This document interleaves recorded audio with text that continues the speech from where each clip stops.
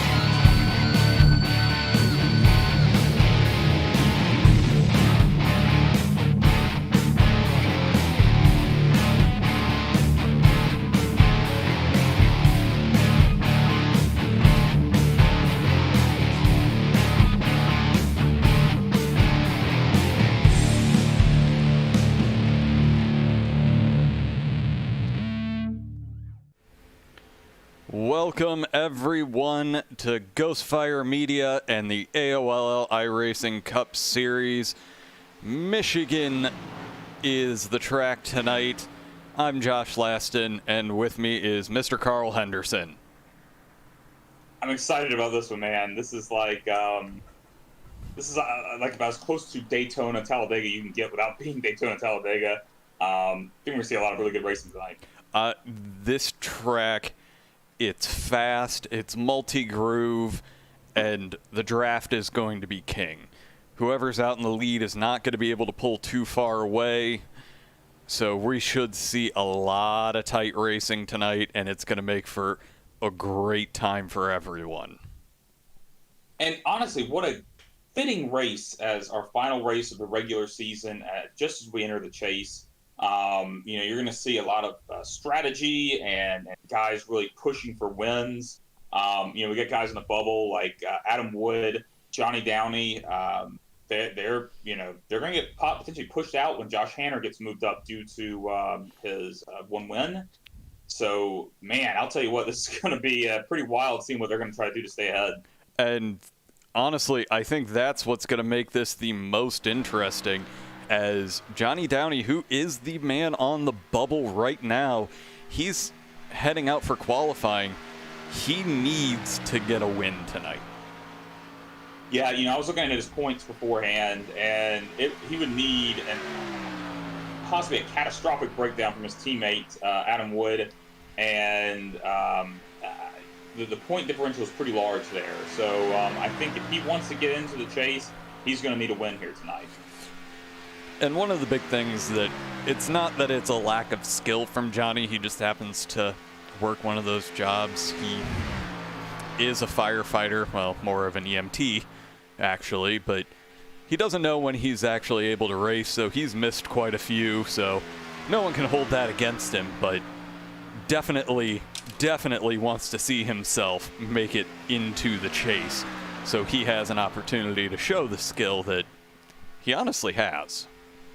Yeah, I mean, you look at the point standings, you see him running in 16th, you're thinking like, oh, not much to this guy, but this is a guy that runs consistently in the top 10, very good driver, very clean driver. It would not surprise me at all to see him pull up a win tonight. No, and we said it on the podcast on Friday. While it's not as big of a wild card as something like the plate tracks, Talladega, Daytona, but it's 2 miles long, and draft is king. You can run so many different lines. If you want to pass somebody and tires be damned, you can cut that low line and shave off a solid half second off of your lap. But the track right now, while it's not cold or not hot, it's still up there. We're talking 106 degrees, 80 degrees air temperature, and one thing that was alluded to in the podcast is this setup is prone to some heat in the car. So as we see guys pack racing throughout the night, we're probably going to see some people have to back off just a little bit to watch their temperatures because they'll have their spotter in their ear yelling at them to do just that. Well, and honestly, I mean, you're talking about the track temperature. We're also in full sunlight. You get these cars going on, and I think that track temperature is going to go up still. We might end up with a slicker track than these guys may have experienced in traffic or in practice. Well, and again, tires, while they aren't going to be the biggest factor tonight, tires are going to be an issue. If we stay green, the undercut is going to be huge. You're talking about a second and a half to 2 seconds towards the end of a stint. Yeah, this isn't one of those tracks you're likely to see, like a lot of the mile and a half, like somewhere like, say, Atlanta, where you have, really tire conservation happening. These guys will be running about as hard as they can, but if you have an opportunity to pit, for instance, under caution, you're not going to come in under green to get tires. You're going to wait until you need fuel, which maybe is about 30 laps. In a draft, we might see some higher numbers, but if you have an opportunity to come in for tires under caution, very little penalty, you can get a decent advantage from that. And that's going to be something to watch. This setup is very, very stable. So these guys are going to be able to push, and I love hearing that. I ran practice Thursday, Friday night, and again, this car, it's an absolute blast to drive on this track. And I'm looking forward to a lot of close action. And again, we're going to see a lot of different lines. Some are going to end up being more positive than others, but it's still going to be absolutely amazing racing tonight. Well, I certainly hope so. I mean, this is something we've talked about, the two of us just chatting, but also I think we've mentioned on the podcast before, it's one of those things where the track's so easy. Not easy. That's a poor word for it, but it's not a Martinsville. But I'm concerned that we may see some guys getting a little too comfortable, make some moves that they can't quite hold, and we end up with a lot of cautions. Well, as qualifying is over tonight, our pole sitter tonight is Greg Welland, and that should come as a surprise to very few that Greg was fast tonight. Followed by Adam Wood on the outside, Justin Anderson in third. William Klingbill, my pick for the win tonight, is in fourth. Don Warnke fifth, Ross Gage sixth, Joe Dinsmore seventh, Justin Rodden eighth, Steve Gottschalk ninth, and John Gordon in 10th. All right, and then in 11th, we have Kevin Pearson. 12th is Kevin Haas. 13th, Jason Swan. 14th is Johnny Downey. In 15th, we have Derek Schilling. 16th is Brian McFerrin. 17th, Andrew Burgess. Brandon Bernhardt in 18th. 19th, Marshall Hall. In 20th, we have Tim St. Jean. In 21st, Ed Springer. 22nd, Randy Pepper. 23rd, Sean Carmody. 24th, Blake Ziti. And then we have our guys here who did not qualify. You've got Joshua Hanner in 25th and Tony Pandon in 26th, who were both issued penalties and could not qualify. Chris Bassini in 27th and Mike Burgess in 28th. And that's something that we haven't seen much of so far, that one of the points that the AOL has been making is people taking accountability for incidents. And since there is no actual in-race control, they've wanted guys to police themselves and give themselves an EOLL if they do bring out a caution at some point during the race. And ultimately, that's what's causing these guys to end up unable to qualify. And love it or hate it, honestly, it's actually not the worst rule in the world to prevent some of these guys from running harder than they should. Well, no, I mean, it's one of those things, like in real life, you're not going out there wrecking people or wrecking people is a poor word, because I don't think these guys, not very often you're having people intentionally wreck, but, you're not going out there pushing it harder than you handle it or anything like that, because in real life there are fears of things like, well, number one, death, but number two, you have sponsors and team owners and things like that you have to worry about. And again, like as you mentioned, there's no race control here, so there is a certain degree of self-accountability that the admins expect. they expect people to call out, hey, I need to take it into the line. If they don't, then they don't qualify. Honestly, not the absolute worst penalty in the world, especially at a track like this. You can work your way through the field pretty quickly here. But it is what it is. And luckily, Michigan is such a long track that we don't have to wait for an extra pace lap for these guys to get moving. So the lights are out on the pace car, and we are ready to go green with Adam Wood. Ran a lot of laps here in the IVRL on Tuesday night. He's ready as clouds have taken over the track, and that's going to be a godsend for these guys. Yeah, they should be plenty fast here as pace car peels off. As we are green flag, they get going, and Justin Anderson jumps well with Greg Wellen, and he's actually probably going to be able to take that position away from Adam Wood as he runs wide. But he should be able to get a reasonable run down the backstretch, which is going to be the key. It's a lot easier to get up to someone on that backstretch because it's the only straight section of this track as Greg Wellen's running the midline, and that's going to be what he's going to need to see to keep those tires fresh to battle later in a run. Yeah, we're looking throughout the field right now. We've got guys all over the place. Like, we're 2 wide almost throughout the entire field with the exception of our leaders. 3 wide in spots right now. They're racing early. That's Ross Gage, William Klingbill, and Joe Densmore. I went a little too far back. Yeah, they're staying 3 wide right here as Joe is making a great run trying to get himself up to the front after a reasonable qualifying run. But he is just on the hunt, and yellow is out. Yeah, that I'm seeing Timothy St. Jean involved in that. I think Derek Schilling as well. All right, let's see. Yeah, Brian McFerrin gets up into the wall and causes a little bit of craziness there. As, yeah, he just makes his way around, and of course I keep going to the wrong person because, hey, this decided to not tell me that they were wrecking. Yeah, I just knew that there was...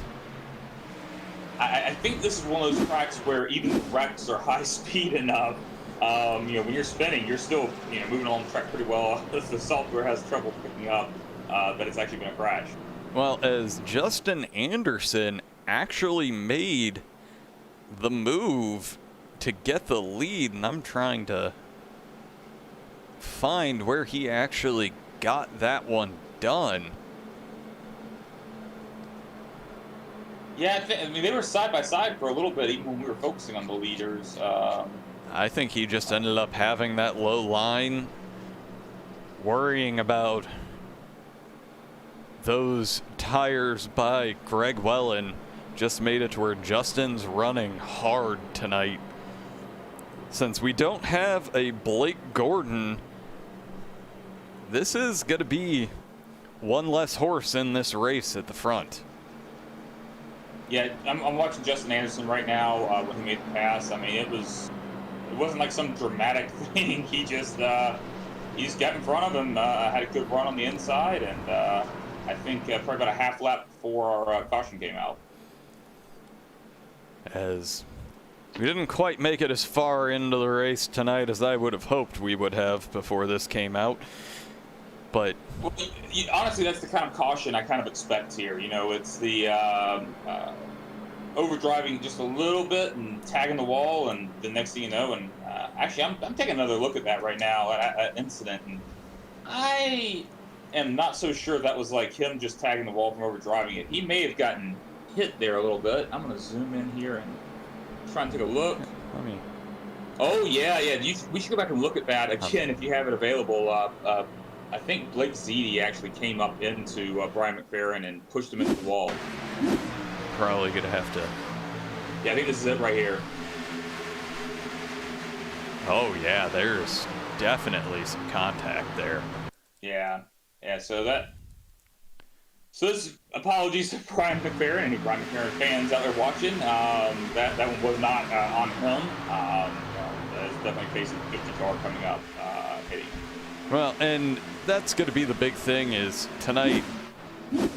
We're definitely going to see a lot of those kinds of incidents because with how high speed of a track this is, and especially entry into 3 and 4, if you're ever so slightly off the line because of the extra speed that you have and you carry into those turns, if you're slightly offline, it's going to kind of throw you even farther offline. Hey, and something I want to point out real quick, we were talking about tires not, being a huge issue here, but if you had an opportunity, you might want to take them. We see Joshua Hanner, Chris Passini, Kevin Haas, Randy Pepper, Jason Swan all coming in and taking tires. I don't think that Hanner and Passini ended up taking tires. I think that was a splash and go because they were only in their pit stall for about 5 seconds. Oh, you're right. They did a little splash and go there. We're looking at a 30 laps here for a fuel run.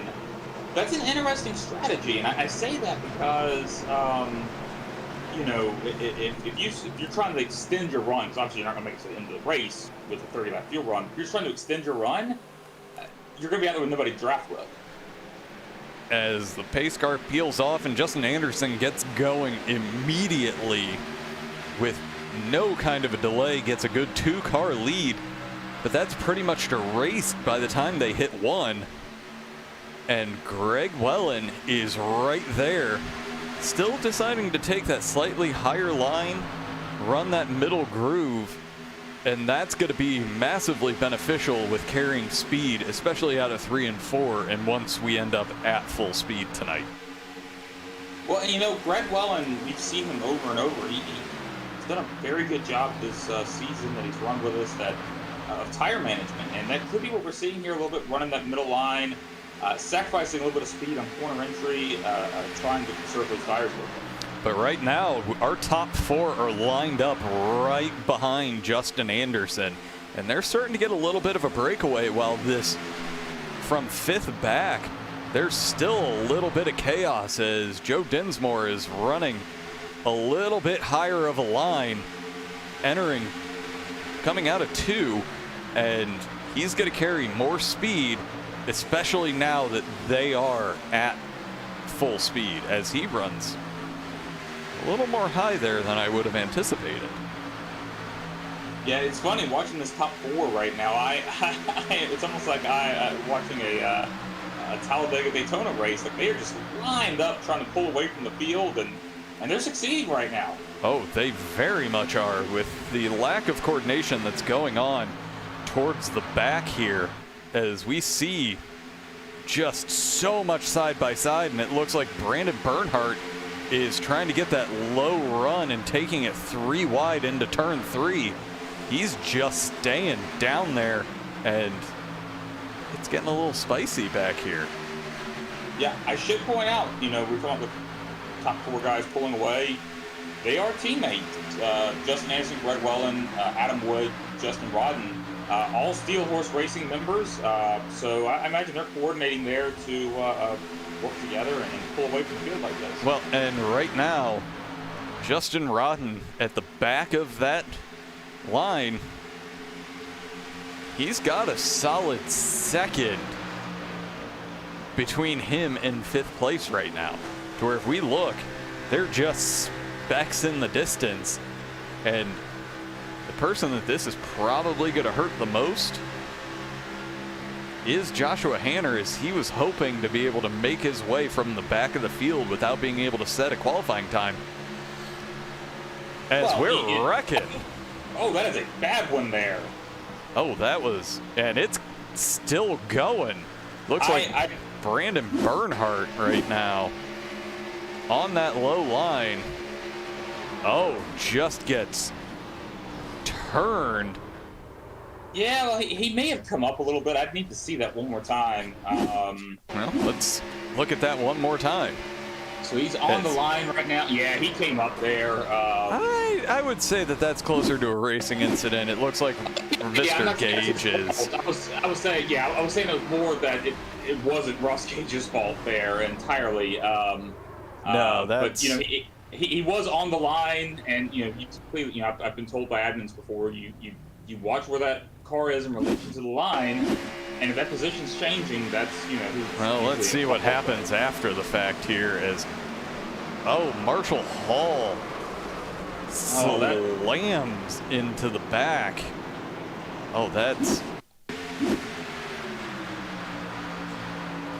That looks like Gordon. Oh no, that was Andrew Burgess getting turned, taking out Marshall Hall. Like, this is. Unfortunately, we keep making the comparisons to Daytona and Talladega. It's pretty much the exact same thing, to where when these guys at these speeds get turned, it turns into chaos. Yeah. You know, and because of the closing rate on these cars, if something starts happening in front of you, there's not a ton you can do, as we see our leaders coming in the pit. Yeah, we're starting to see everybody else realize that. I think it's going to be fuel only, as we'll go ahead and move to the pit lane camera to watch these races off here. As just about everyone came in, with the exception of Don Warnke, Steve Gottschalk, and Timothy St. Jean. Don Warnke is going to take over the lead of this race. And it looks like we have a few people that are deciding to take tires, as Justin Anderson wins the race off of pit road. But it wasn't really too much of a race. Well, you said some people took tires. It could just be they forgot to uncheck them, because I've done that before. But so far, from what I'm seeing, it looks like very few people took tires. It is mostly fuel only. And honestly, that's going to be the right call here, as we are 12 laps into this race and 2 cautions in. And right now... You said that was the right call. I think, you know, if you're a guy that's a little bit further back in the field, I think take tires. You know, there's less of harm in it. It might give you the ability to gain some positions. I just think with 100 laps, it's too early to use a set. Oh, it's possibly too early, but we could also go green flag from here. I mean, it doesn't seem terribly likely, but you know, even if you don't get a lot of extra speed from the tires, just having the extra stability could help you out. As we see Josh Hanner and Chris Bassini coming in late. I think what they're doing is the same thing. They're just going for the fuel, trying to keep themselves nice and fresh, and that's exactly what they did. They were only in the pits for 5 seconds, roughly. They're just trying to keep themselves there, to where at this point, you may not need an extra stop. Because some of these guys that have stayed out, they have at least 2 more stops to make it to the end of the race, and that extra lap could be the difference for them in winning. Yeah, I mean, there's a very good possibility that in the draft we're getting, you know, better fuel mileage in 30 laps. If that's the case, there's a chance they've saved themselves a stop. You know, honestly, not a knock against the drivers that are back there with Hanner and Bassini, but I would have expected Hanner, the two of them, to be moving through the field more quickly, and they're not. So I am wondering if they're lifting early, trying to conserve a little bit to see how far they can stretch fuel run. Well, and as the pace car is preparing to come off of the track, they didn't fall too far back. They were actually still 2 spots up. Passini's up 2 spots from where he started, and Joshua Hanner's at about the same place. Which, yeah, you got some guys that are out altogether. Oh, a big stack up there. Don Warnke gets an amazing jump over Steve Gottschalk, and now Justin Anderson has taken back third from Timothy St. Jean. But Tim has that low line, so that's probably not going to stick on timing and scoring for the time being. But Steve Gottschalk, he's looking racy as he takes a little bit of a peek around the outside of Tony Pandon. And you mean Don Warnke? Don Warnke, yeah. Not at 100% tonight. It's my fault, but Justin Anderson's running quite high as Steve Gottschalk is gonna try to get his nose down below Don Warnke, but Don is gonna lead another lap tonight.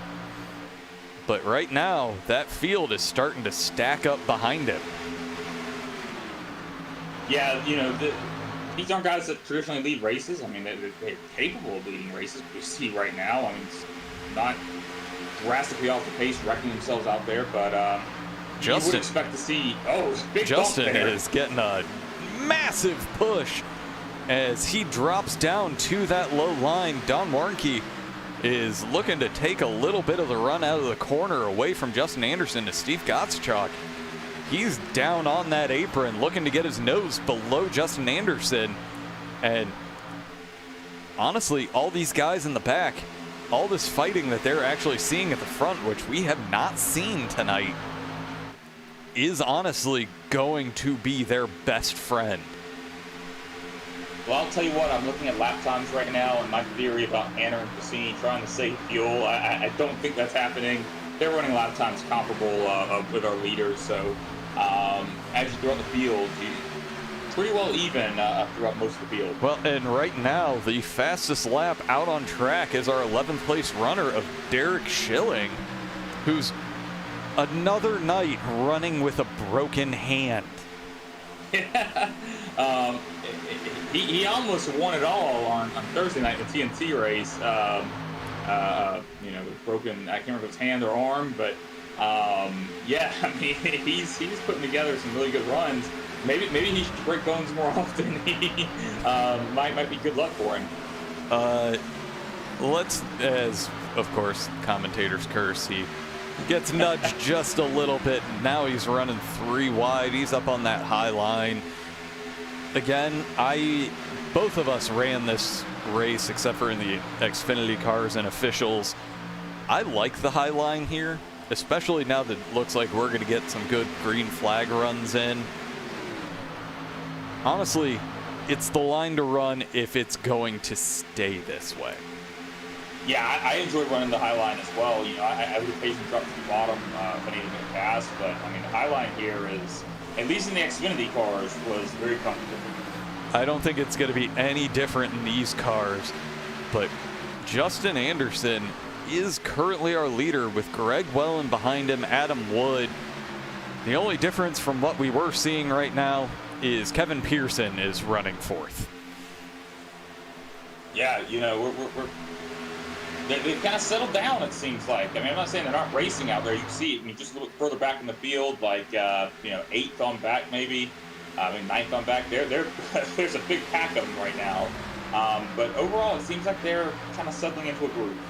And right now, everybody up through 16th is part of this massive pack that we're seeing, to where there's not enough separating them for any one of these guys to make their way up into the top 5. As we come into turn 1 and we get the nice blimp shot here, all these guys, it's within striking distance.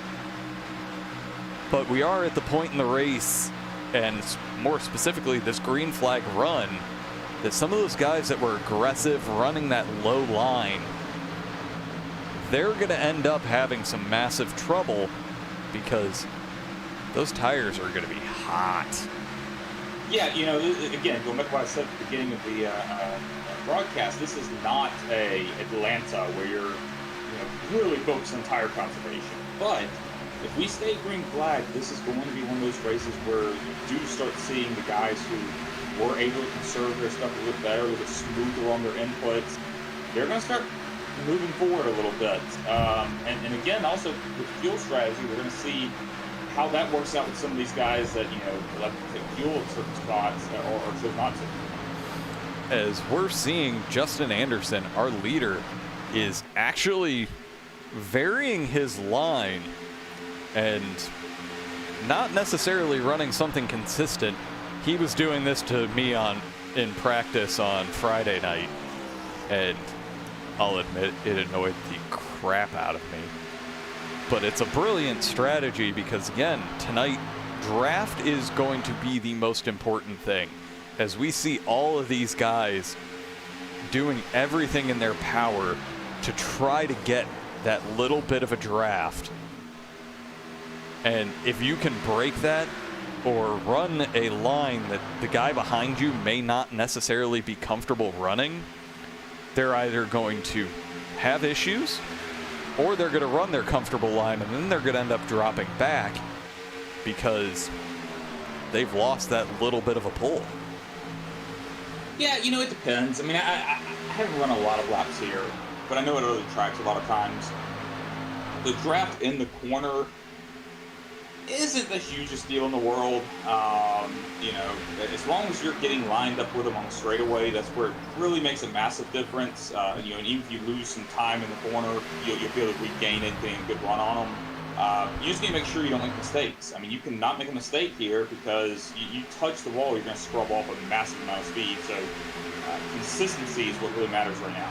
And I wanted to roll back just a little bit as Kevin Pearson is under threat from Andrew Burgess, who drops down to that lowest line, trying to get the pass done. But Kevin Pearson being able to run door to door with him, but having that little bit of an extra run coming out of the corners makes it to where he's able to defend very well for the amount of speed that it looked like Andrew Burgess had. Yeah, I mean, you're going to see that a lot of times with different lines. Someone that'll look like they have speed in the middle of the corner or on the straightaway, and then,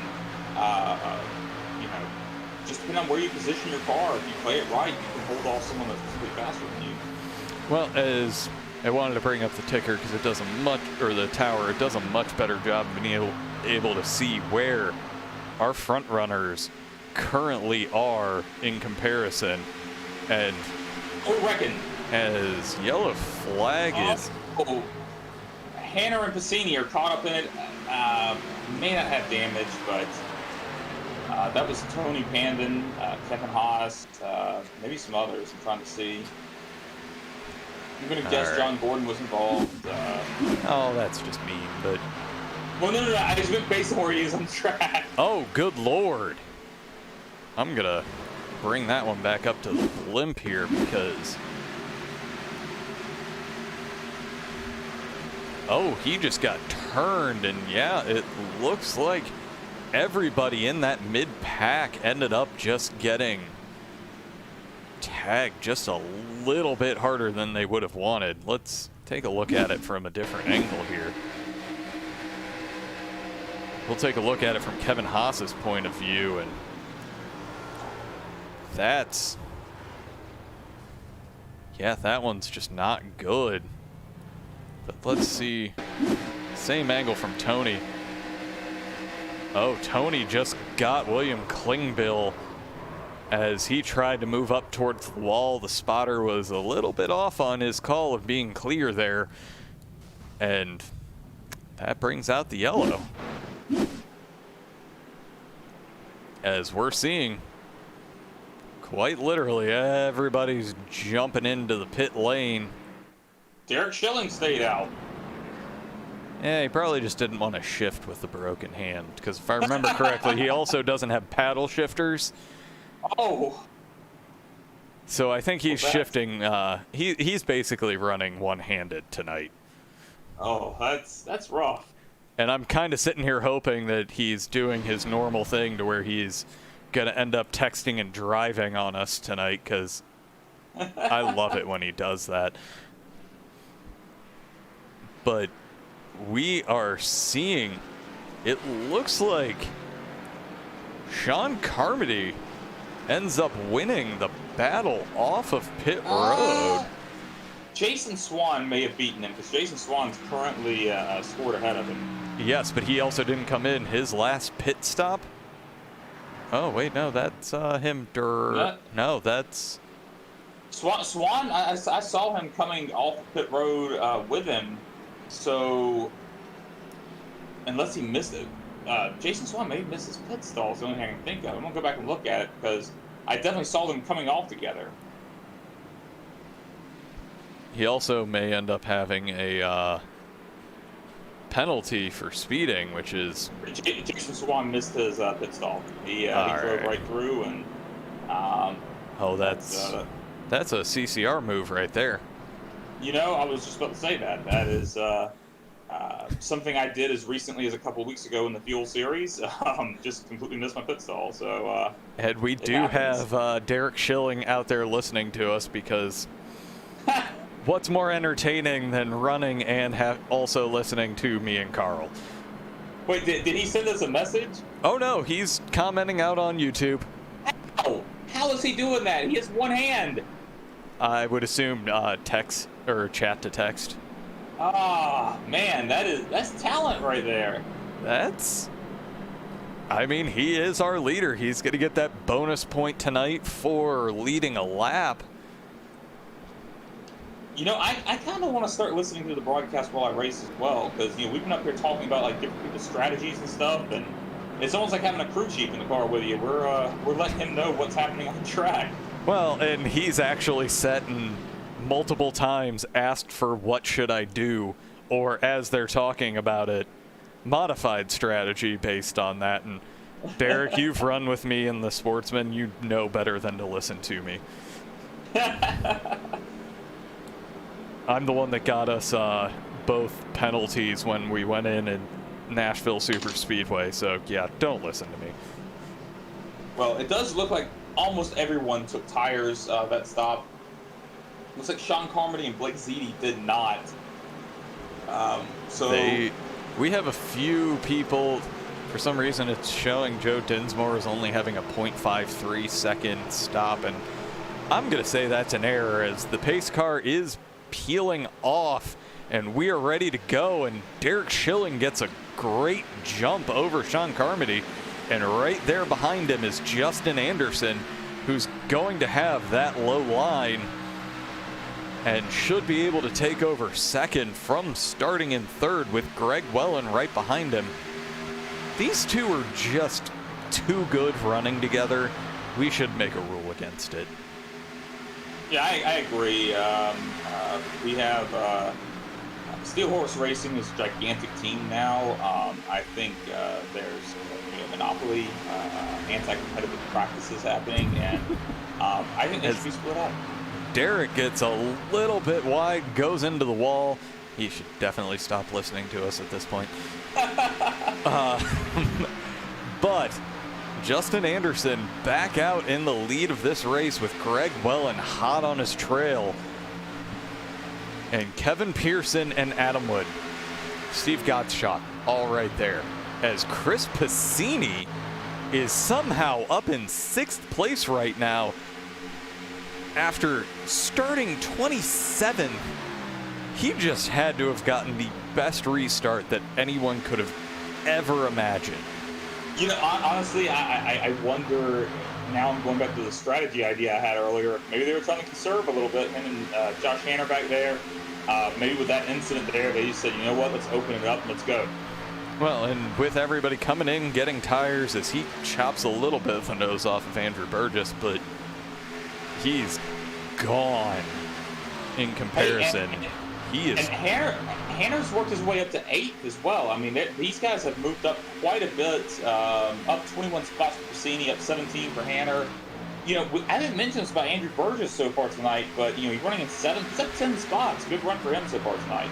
Honestly, Andrew is another one of those guys that he's kind of quiet, but always going to be in the mix for at least a top 10, if not challenging the front runners. Yeah, I think Andrew Burgess is a consistent top 10 car. He's another one of those guys, kind of like Johnny Downey, who just has really quiet nights for the most part. I'm just happy to see that Nerf car back out on the track. It's been a while since we've got to see Steve Gottschalk, and just happy to see him back because he's going to be one of those perennial front runners. And as we're seeing here, all of those Steel Horse Racing guys just tearing away as they have over a second. Well, I mean, look, as many of them as there are, you can probably pick anywhere in the field, and there's probably a pack of Steel Horse guys running together. But going back to what you were saying about Gottschalk, really glad to see him out there racing. He's one of my favorite guys to race with. But yeah, I think Steel Horse at a track like this is going to be tough to beat just due to the size of the team. Any track where you have a lot of drafting involved, I think they've got to be one of the favorites. And honestly, I've got to think, you know, if other teams want to be able to compete at tracks like this, they're going to have to start making alliances with other teams to try to, you know, have someone they can draft with out there, so it's not just, you know, a few people out there drafting against a team of 8. Well, as I wanted to jump back into 6th place because, yeah, we've talked about that front pack enough. As we're starting to see a little bit of cooperation right now between Chris Piscini, Andrew Burgess, Josh Hanner, and Don Warnke. They are following each other, following the leader, looking to see if they can maybe cut into that 1 second gap between 6th and 5th.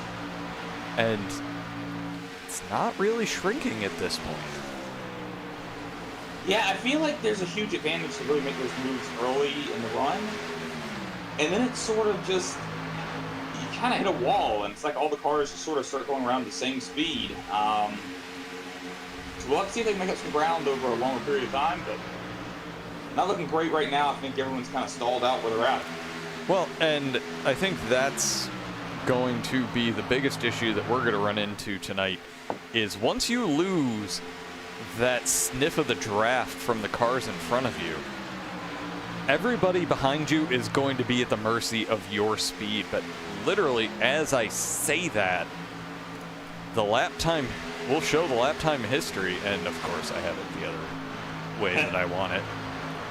Steve Gottschalk, for the last 2 laps, has actually been significantly slower than Chris Piscini. So these guys in the second pack are quickly finding their way up to that pack of Steel Horse riders up front. Yeah, you know, when we first started talking about this, Piscini was probably about 0.8 seconds behind Gottschalk, and now he's 0.6. That second pack, you know, they're a little more spread out than I'd like to see. You know, those 4 guys, we were talking about 4 or 5 guys, they need to tighten it up a little bit, but right now, Chris Piscini making up that ground. And as we see these guys up at the front, Adam Wood just went lower and kind of broke from the rest of the pack, as we see he's running quite a bit higher of a line than everyone else. That's going to be helpful for Chris Piscini and Andrew Burgess, who've broken away from Joshua Hanner, who's 0.8 of a second back. He's going to have to hurry up a little bit if he's wanting to keep touch with this front pack now.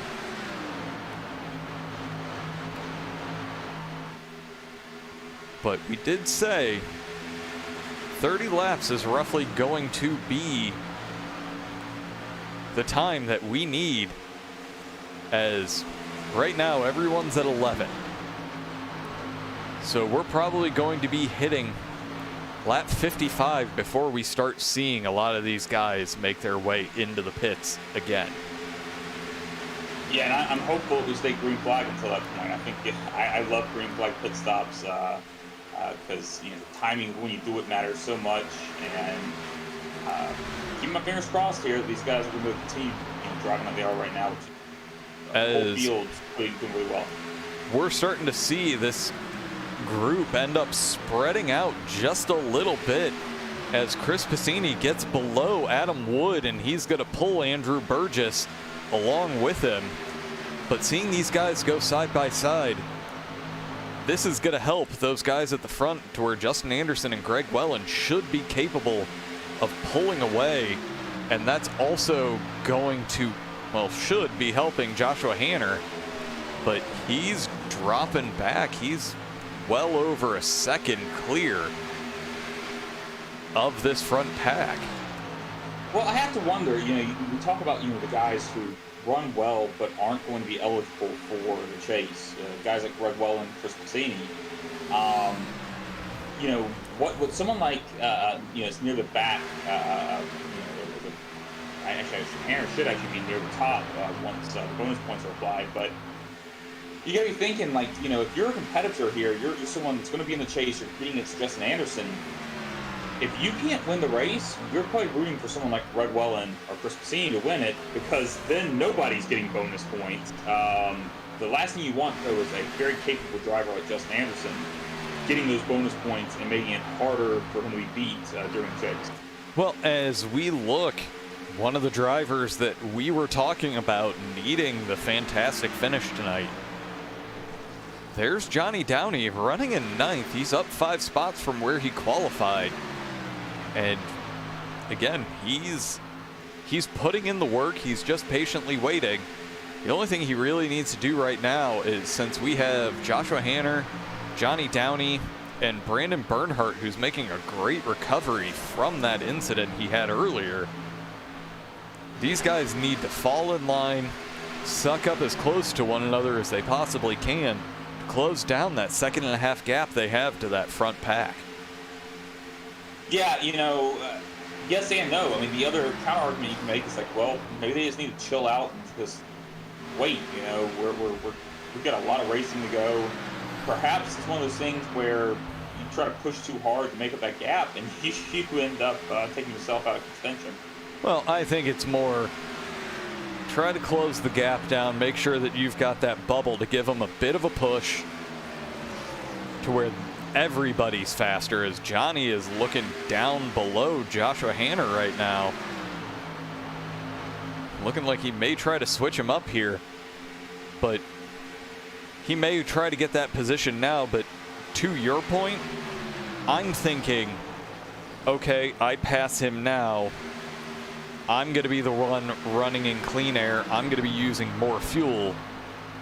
Let's just tighten this up so once we actually get up to that group, we're all ready to fight. Oh yeah, if I'm Johnny Downey at this point, I would not be trying to pass Joshua Hanner. I would be doing one of two things. I'd either be trying to tighten up with him to try to push you both to catch up with these guys, or I'd be playing it really conservative, trying to avoid getting any sort of incident. But there's still no route I would try to pass him right now, because then you're sitting in front of this pack and it's like, well, now what? And honestly, those couple of top-offs that we saw Joshua Hanner and Chris Passini do, that's going to help him, even as he is running. It shouldn't matter now, because I don't think they've done a top-off since everyone's pitted. I guess, I'm just brain dead today. Yeah, no, you're fine. So everyone's on equal fuel strategy now, for the most part. There's a few guys further back in the field, Ross Gage, Mike Burgess, Marshall Hall, Randy Pepper. I think Randy's out. But at the very least, it looks like Ross Gage is the only one that's still in that's off pit strategy. Garrett Schilling coming in the pit. As we hit lap 45, he can definitely make it with only one more stop, and the rest of these guys,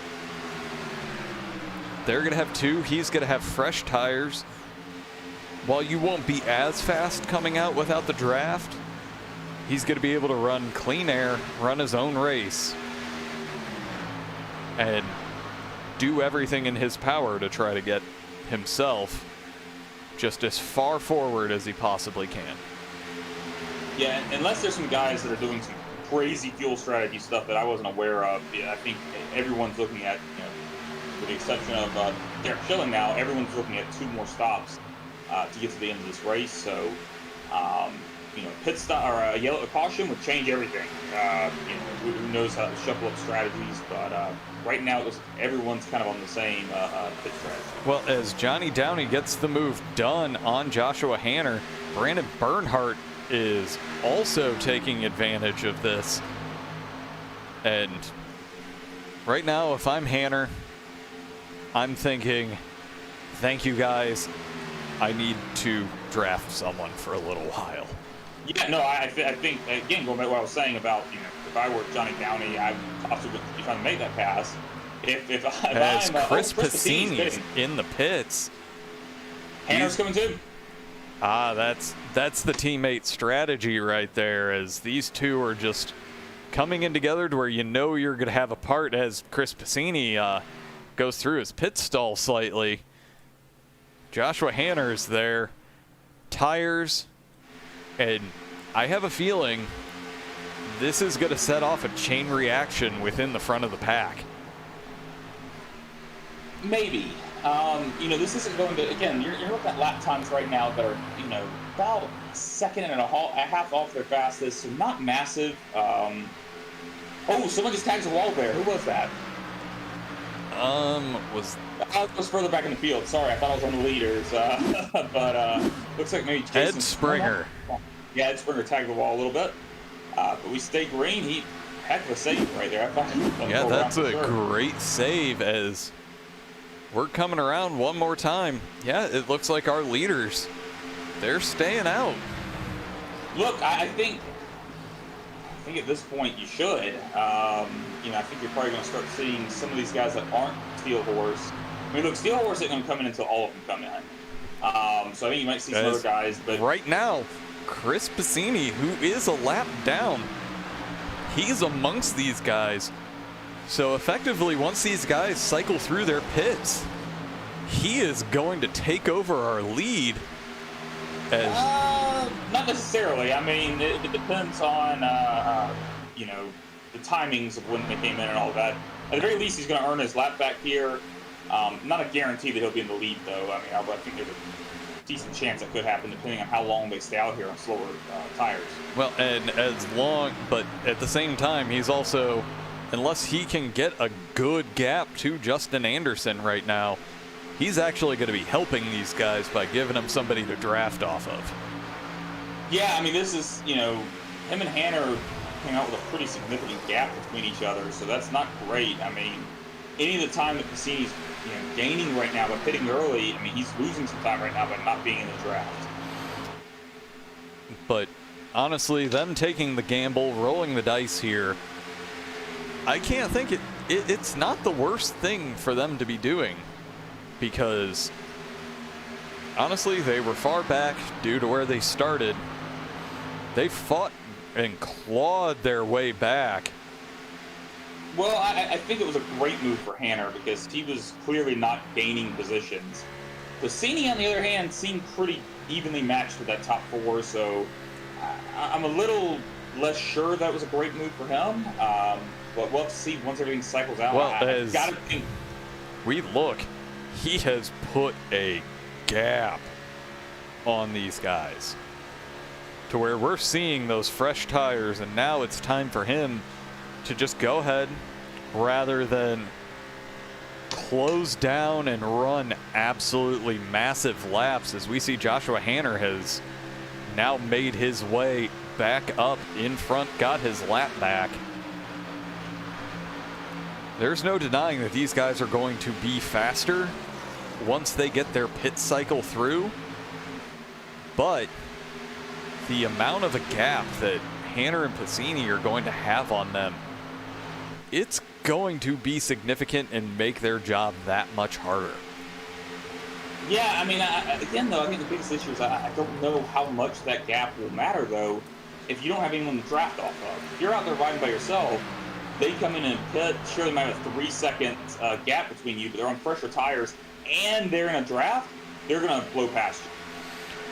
But at the same time, both of them running in fresh air means they get to run their line. They aren't going to have the arrows causing the tires to slide nearly as much. So their tires are not going to be hurting nearly as bad as somebody that's currently in the draft. That's entirely, it could be true. I think what both of them need right now is someone to draft with, whether that's, the case of Cini coming up on a lap car here. Actually, sorry, not a lap car, actually Swan, it is for position. But Swan has not pitted. So they definitely need someone to draft with, even if it's just temporarily, just to get a little bit of a boost there. And right now, as our leaders are in the pits, so we're going to go ahead. We're going to join Chris Piscini. I said the Steel Horse guys were going to pit together, but Greg Welland stays out. As we'll see what ends up happening, because Adam Wood ultimately also stayed out with him.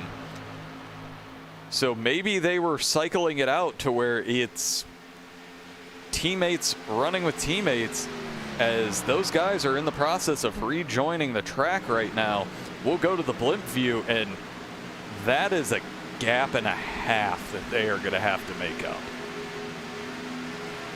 Yeah, again, I think that gap's going to disappear very quickly, but we'll see. I could be wrong on that, but I think that gap's going to very quickly deteriorate. Well, I think the person that's going to have to worry a little bit more about that is Joshua Hanner, but at the same time, as that group of Steel Horse guys get moving, get themselves caught up to Hanner, as that triggered the rest of the field making their way into the pits. Well, no, we still got Greg Welland still out, Andrew Burgess is still out there, Joe Dinsmore, Kevin Haas, Brian McFerrin, and Jason Swan all still, and actually Queenville and Kevin Haas are pitting now as well. But we do still have some guys out there on their haven't pitted since like 26. But again, with Justin Anderson, Kevin Pearson, Steve Gottschalk, they are currently tied together using one another's drafts. They're going to be able to catch Joshua Hanner, and ultimately what that's going to end up doing is that's going to make it to where that group of three is fully capable of closing that gap to Chris Piscini. Yeah, I'm watching the gap right now between Piscini and Justin Anderson, and it is just it is shrinking in a hurry right now. Well, as is the gap between Joshua Hanner and Justin Anderson, to where I have a feeling that Hanner is going to be passed on this turn, as he's running that high line as Kevin Pearson follows him. But right now it's time for him to slot in right behind, and these three work together to get up to Chris Piscini, as Greg Welland, he came down towards, he made his pit stop. Oh yeah, I missed that. So yeah, Greg Welland has made his pit stop. It is not. Yeah, it is showing. Never mind. But he didn't Andrew Burgess from the lead is on the way in. So Chris Piscini is going to take over the lead of this race. But right now, that gap that he has to Justin Anderson, Kevin Pearson, Joshua Hanner, as Kevin Pearson gets the job done on Hanner, he should have enough tire left in comparison to these guys to hang with them, at least in the draft. Yeah, I would think so. I mean, I don't think he's going to lose sight of them, but they're definitely faster than him right now. Best thing for him to do is tuck in and try to hang on every position he can. But right now, with Chris Piscini in this lead, he is catching some lap traffic to where that is the number 7 of Brian McFerrin, who is the last car on the lead lap. Also running much fresher tires than Piscini, getting the pass, but again, he'll be able to drop in, get that draft, and make his way back up to try to catch these guys, even though he had fallen very far back in the running, as we are on lap 60 of 100. Luckily, we haven't seen any kind of cautions for quite a while. You stop, you don't say it. I did, and I'm just being hopeful because these guys they've fallen into their groove. The rubber's down on the track. It's time to just go ahead and race. Yeah, I think, knock on wood, honestly, I don't think we're done with caution. I mean, I think you're going to see some guys near the end. As we get closer, it's like, well, I've got to try to make a move. And when everyone starts thinking they need to try to make a move, that's when everyone ends up in trouble. I have faith. As Justin Anderson's working his way through the lap traffic, and right now, it's only 1 second to Chris Piscini at this point. Yeah, those tires make a huge difference right on, especially the early part of the run. And we're seeing, we saw that difference. I think they're starting to even out, looking at lap times. It's still pretty significantly different, but it is not as big a gap. I think as long as, Piscini came into the pits, I think he was running 4th or 5th. As long as he can stay ahead of that, the pit strategy was still a win. Oh, I firmly agree that they had the right strategy, as there he is running right behind the bumper of Sean Carmody. Or no, that's Blake Ziti. God, those cars still look way too similar.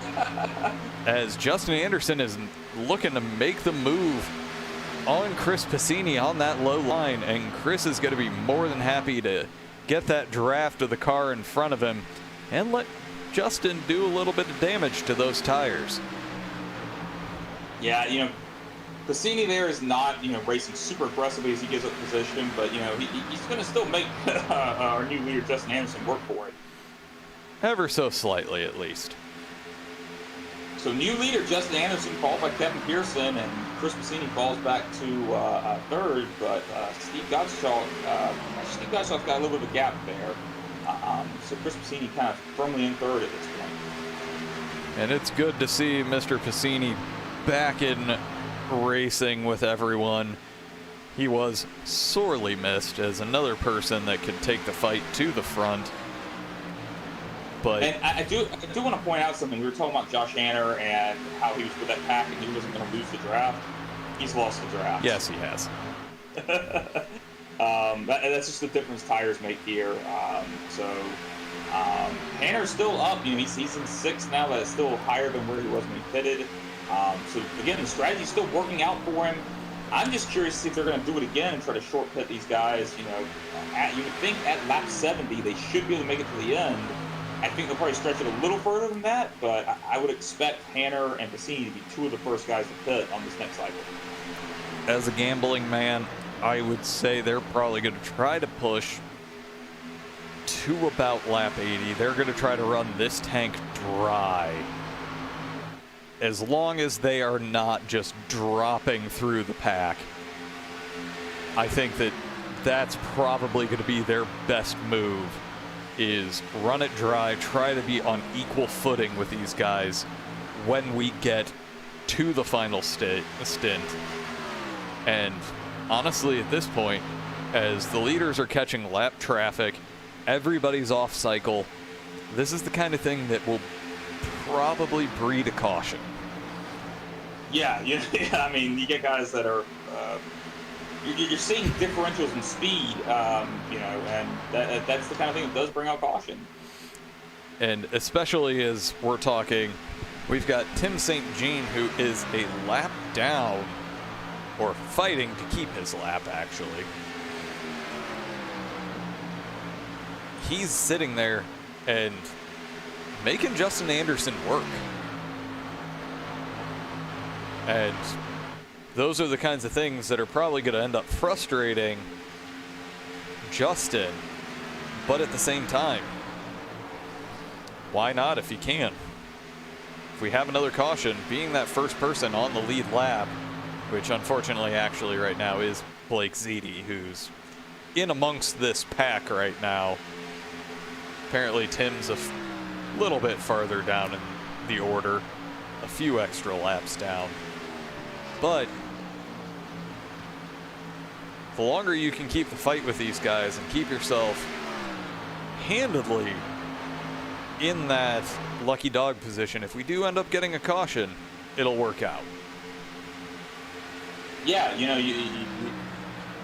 as someone that's about to go a lap down, you have to be respectful. You don't want to mess up anybody else's race, but you're still racing. You might not be racing the person that you might not be racing the leader, but you're still trying to maintain your position ahead of the guys that you are racing in position. So it's always this kind of balancing act of, well, I've got to give them room, but I can't give them too much room because then all of a sudden I'm getting passed as well.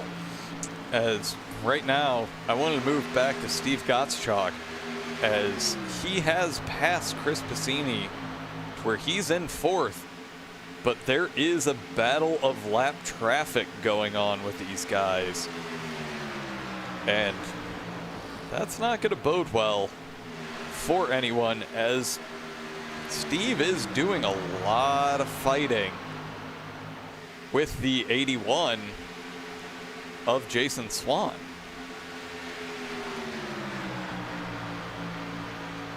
Yeah, I'm honestly, I'm trying to go through the field right now and try to find battles, and that might be our closest battle right now. Guys are kind of spread out. Well, let's go back to a steel horse battle that we've got going on. Adam Wood and Johnny Downey. This is the battle for 7th, as Adam is on 1 lap fresher of tires than Johnny, to where it's not going to be that big of a difference, but he's also the one that has the draft. Yeah, I'm looking at lap time. As I want to go up to the front right now, Greg Wellen and Justin Anderson are putting on a little bit of a show for us. As we said, there were no battles. They must be listening. Yeah, well, and Greg has 3 lap pressure tires. He is consistently putting together faster laps than our leader, Justin Anderson. So this might be a path Greg Wellen is able to make here around his teammate, Justin Anderson. And right now, he's not trying too hard because, yeah, you don't want to anger the team boss and wreck each other out. But it's not just that. I mean, again, going back to and I love bringing this up when I'm doing a broadcast with you. You go back to the race, the TNT race at Atlanta, and how I rode around behind you for many laps. And a lot of times, you may think that you have the speed to pass, and then you try to drop out of your line, and then all of a sudden you just can't make the pass. So what you do is you just try to conserve a little bit. You wait until that differential is a little bit bigger. Then you dive down and make that pass. If Greg's able to save tires better than Justin Anderson here, just wait for a little bit. You'll be able to get around them eventually. Thank you for that. I love it when you keep bringing up the fact that you're better on tire wear than I am. I was better in that race, so it's probably the only opportunity I'll get to have that say that, and therefore I'm going to bring it up every opportunity I get for the rest of my life. Okay, that's fair enough. I won't bring up anything else, like wrecking under caution. I don't know what you're talking about. So I'm going to do a quick rundown as we are approaching the 3/4 mark. I'm going to do a quick rundown of our top 10 right now. In first, we have Justin Anderson, followed by Greg Wellen in second. Third is Kevin Pearson, and in fourth, Steve Gottschalk. Fifth, Chris Piscini, and sixth is Joshua Hanner. Seventh, Johnny Downey, and in eighth, Adam Wood. In ninth is Andrew Burgess, and rounding on our top 10 is Brandon Bernhardt. And honestly, there's not really much of any surprise in my mind with the group that you just listed off. These guys are the cream of the crop. I will say Kevin Pearson is not someone we normally get to talk about, and he's having a fantastic run tonight. Up 8 spots. Consistently up in that top 10, someone's top 5. Kevin Pearson looked really strong tonight. Someone who we are typically going to talk about who's not having a great night. Chris Piscini is in the pits. And Hanner did not go with him. I wonder if there's a little bit of discord in the Discord right now, or if this is a calculated kind of thing. Well, this is one of two things. Either it's a situation, again, like at Atlanta, where you announced to me, like, after I'd already passed the pit entry that you were pitting, Or this is one of those things where they're trying to split strategies, which we've done before as a team. You don't know necessarily what strategy is going to work. You want the team to win, so you split strategies and see what happens. Well, and right now, honestly, Chris Piscini is the one running the much better race at this point. He's the one that's been battling with these guys up at the front. And Joshua Hanner just moving along as Chris Piscini rejoins the track, one lap down, and makes the pass on Jason Swan to where, with 25 to go, if we end up with a caution, he gets his lap back, but I don't think it's going to be all that long before he has made his way back up. Yeah, I mean, I think the lap differential is going to be not quite as big as it was the last pit cycle, just because they don't have quite as many laps and tires at this point, I don't think. But yeah, you would think he'd be able to make up that gap pretty quickly. Hopefully a caution doesn't come out, so we don't have to worry about that. We can see what will happen here on a longer green flag run. Because I have to be thinking, like, some of these guys here, if they push it as long as they can, they might come in and pit and not take tires. They might do fuel only. But Piscini might have forced their hand a little bit here. But these guys are staying out. They do have the much fresher tires in comparison, considering Joshua Hanner has entered the pits to where he only was delayed by one lap, maybe two.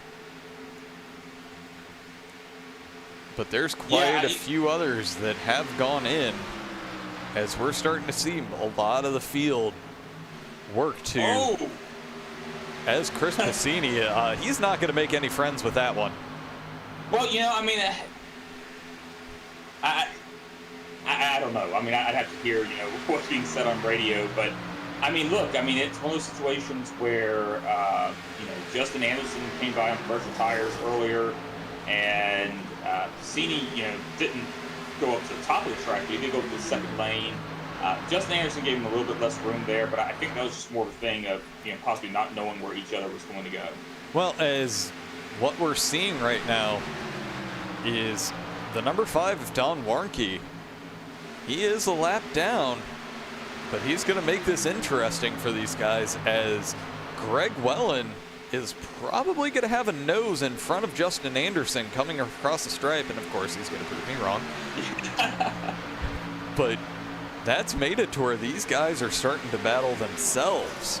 And with only 21 left, this has been shaping up to be quite the run, as Justin Anderson tags the wall ever so slightly coming out of 2.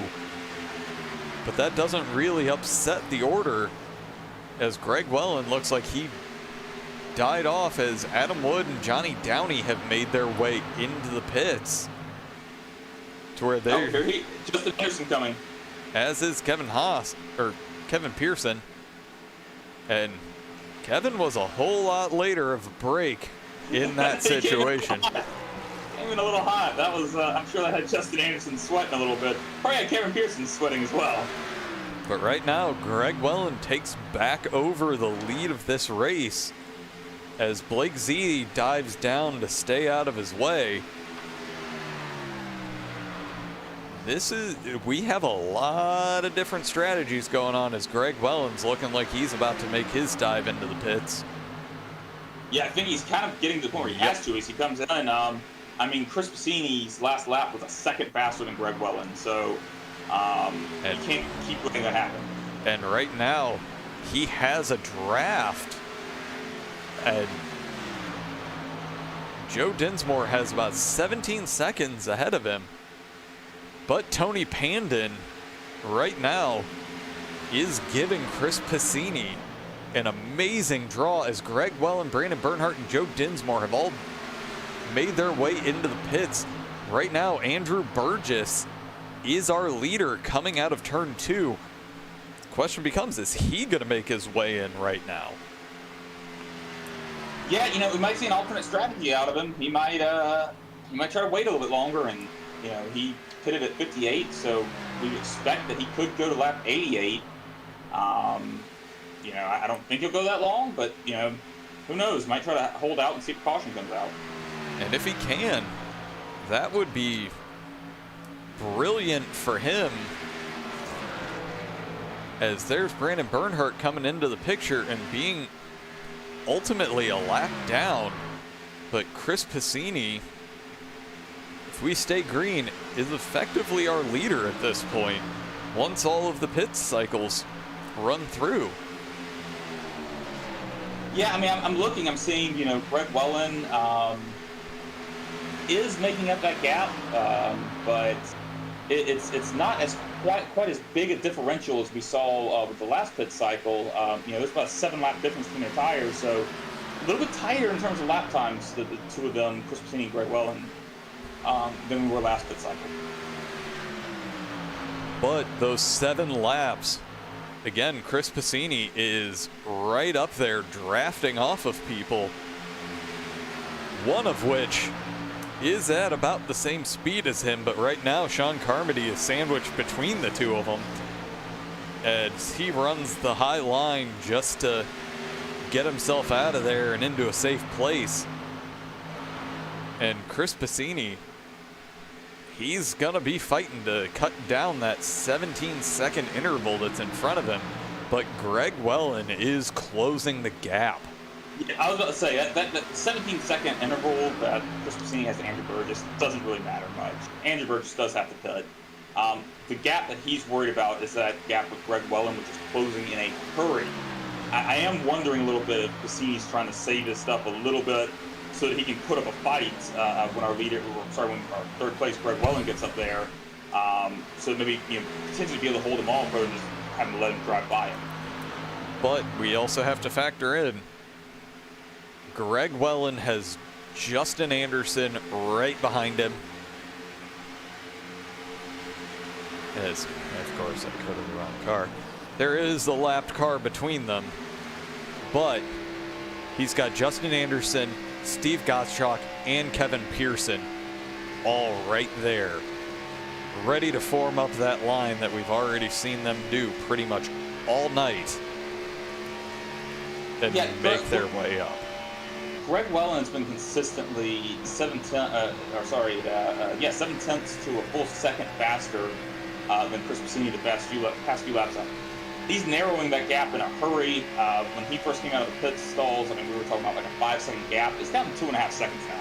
Well, as we bring up the lap time difference, it's been over a half a second every lap. Yeah, so I am wondering potentially if Piscini is trying to save a little bit, or if there's just that big of a differential with tires, or potentially the fact that Greg Welland has teammates there to draft with, or I should say a teammate with Justin Anderson. Well, Steve Gottschalk is only about 3/4 of a second behind him. Yeah, they're right there. Yeah. Kevin Pearson is also right there in the mix, and it looks like the only reason they have those gaps that they do right now is because lap traffic is playing a role. Yeah, but right now, Greg Welland is coming in such a hurry that if Piscini is not saving right now, this isn't going to be a battle. This is just going to be. Piscini's going to lose a lot of positions more than likely if he is not conserving right now. Honestly, that is going to be the question of the night, because he's under a second right now. And as we go, that car that is directly in front of him, that's Chris Piscini. Greg Welland is dropping down low to get that shorter distance on the track. But now it's time to see if Chris Piscini is going to be defensive or if he is going to try to just mitigate as much damage. Our leader is now Piscini, but this is it's academic. Well, Greg Welland gets the pass. I think Piscini led that lap and then immediately relinquished it. And as they battle with the lap traffic, we'll have to see. Chris Piscini's continuing to run that high line. I'm wondering if he's just happy knowing that he's made up 24 positions at this point. Look, and again, it's kind of going back to what I was saying. If Greg Welland wins this race, for anyone in the chase, it's kind of like a wash. It's like this race didn't happen to a degree. You know, they're just happy that, you know, one of the guys they're competing against didn't earn any points. But as we go, Chris Piscini is right on the bumper of Justin Anderson. My guess is he was just concerned. As he continues to run that mid-line, not necessarily pushing too hard to hold the positions. Yeah, if he was conserving, it's go time now. Like, he's got to get going. We're at 10 to go. And, yeah, it's time to move. It's time to burn those Goodyears to the ground. You know, and without doubt, I mean, look, I mean, this is the guys we're seeing run up front, are the guys we expect to see run up front. This has been, once again, another incredible race for Greg Welland. I mean, he, time and time again, he since he has joined the league, he's just come out and, honestly, it's looked a lot like Joshua Tanner when he first joined the Cup Series, and just coming out and putting together wins. And that's what Greg Welland's doing now. It's been incredible to watch. And, I mean, unless something changes, it's looking like Greg Welland, you know, he's my favorite to win at this point. I know it's a very bold prediction. I would say that you are going with the worst odds imaginable. Well, you know, it's probably the worst odds imaginable because I'm one of the broadcasters, and I'm mentioning him, so he's probably going to wreck now. Well, but we aren't focused on him, so. Yeah.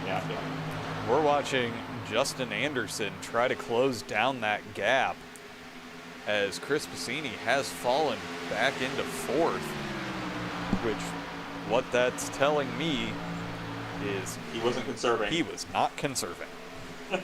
Yeah, that was it was what we expected. Even what I was saying was the other possibility is that tire difference will make that big of a difference. So, you know, if we get a caution with, let's say, the next few laps, it could be a little interesting at that point. I think there's a chance. You're already, you know, you're looking at guys now, they're already a second off their fastest laps. You have a caution come out with 5 to go, you might have some guys come back in. It wouldn't put you down too many laps or too many positions, and you fall back like 13th. So hopefully there won't be a caution. I must finish my green flag, but that would open up some strategy. Well, honestly, as Derek Schilling chimes in with a very long race, yes, this is. But thankfully, it's going by pretty quickly. If we had a lot of cautions, this could have been a painful one. Yes. Yeah. And honestly, we can't really comment too much on the fact that it's that long. We aren't the ones in the seat or with broken hands.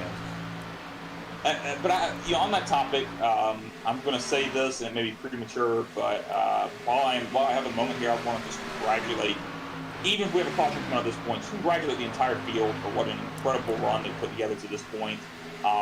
This is, you know, we had some trouble early, but man, these guys have looked really strong tonight. Driven clean and consistent, and we just haven't really had issues. No, we were just the first few. Honestly, it was everybody just kind of getting comfortable running in the pack because, honestly, during practice, you don't see much pack running. And again, Michigan's one of those tracks that, honestly, if you don't spend a lot of time practicing running in a pack, you're going to have a bad time. Yeah. As we are down to the last 5 laps, and Steve Gottschalk is catching Chris Piscini to take over 4th. But again, the big thing here, for where Chris Piscini started, he started 27th. There was only one person that started behind him, and that was Mr. Randy Pepper, who I thought was done running Cup, but you know what? wanted to make one last hurrah. Yeah, I Cassini, Hanner, Brandon Bernhardt, 1 point him out. He's up 10 positions. Tony Pandon up 12. I mean, there have been some guys who, aren't running like at the front, but have had really good runs tonight. Yeah, as Adam Wood, unfortunately, is back 5 positions at this point, to where in the top 10, only 3 have lost positions. So this pack, if you would have looked at the grid to start this race, you wouldn't have been anticipating this. Yeah, it's absolutely true. Well, as we get close to the finish here, how about we go ahead and cut up to our leader here? I was quite literally doing that because Justin Anderson, I'm wondering if he's just saving a little bit for Greg, and we're going to see a battle on these last 2 laps. Yeah, there's a chance. I wouldn't bet against Greg Welland at this point. And as he pulls and puts a decent gap there between him and Justin Anderson, and this goes to show, we talk a lot about like team strategies and that sort of thing. As a team, the best thing they could do right now would be to let Justin Anderson go up and win this race. But as an individual race car driver, you don't want to get. Greg Welland wants to win this race. It might be overall, to a degree, hurting the team in the chase, but this is just an example of how competitive people are. They want to go out there and win. I don't fault anyone for that. Well, and the biggest thing that we need to keep in mind is one of the rules for the chase is if you win a race during the chase as we get the white flag, if you win a race, you automatically move to the next round. And you have someone like Greg Welland who's not in the chase that I have a feeling is going to cause a problem for a person or two. Well, and even now, again, you think about it, you get those bonus points from winning the race in the regular season. It could help you out as if Justin Anderson made a ton of ground here. As he was just looking to try to get something, but he ends up moving up on the outside, maybe hoping that he can get the run, get the draft, but he's not going to have enough, and Greg Welland is our winner tonight. That was an incredible race from Greg Welland. I can't say enough positive things about this guy. He has just been incredible since he has joined the Cup Series. He has been nearly untouchable. Yeah, so especially with Blake Gordon not in the race. Again, Justin Anderson put up a very respectable battle. We got to see some guys like Chris Bassini, Hanner, try some different things with pit strategy, and Kevin Pearson. 3rd place. We don't talk about him a ton, but 3rd place, what a great finish for Kevin Pearson. We're going to definitely have to, I hate saying it, but kind of mow through the first 2, as we're going to get to watch Greg Welland move in to the winner's circle, try to get rid of as much of that Goodyear rubber out there on that paint as he possibly can. But I don't know if everybody's noticed this. I love referencing Goodyear because I grew up by the giant flashing Goodyear sign in Akron. Yeah. So I can't help it.